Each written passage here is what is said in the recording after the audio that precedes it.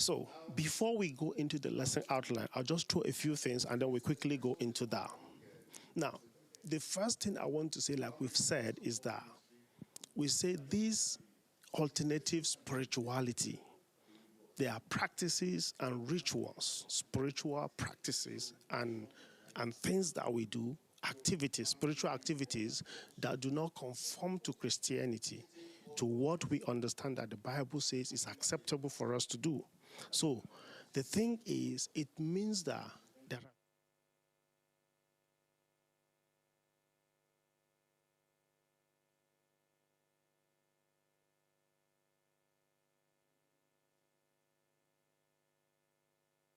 are activity and exercise that we do.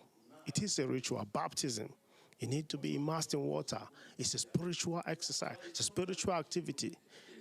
Okay, so the ones that are not acceptable, like we'll look at them, astrology and the rest of them, divination, sorcery and the rest of them, they are the ones that are not acceptable. So clearly what I want to say is there are two sides. And you can't be in between. You cannot be on the fence.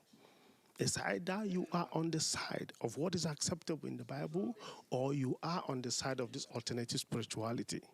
So that is the first point for us to look at it. Now, this alternative spirituality usually starts with people leaving God and looking for alternatives. Now, very clear example is Saul, the king. He was selected by God to lead the people of God. And then he disobeyed God, left God, and God left him, and God rejected him. And the Bible says that he called upon God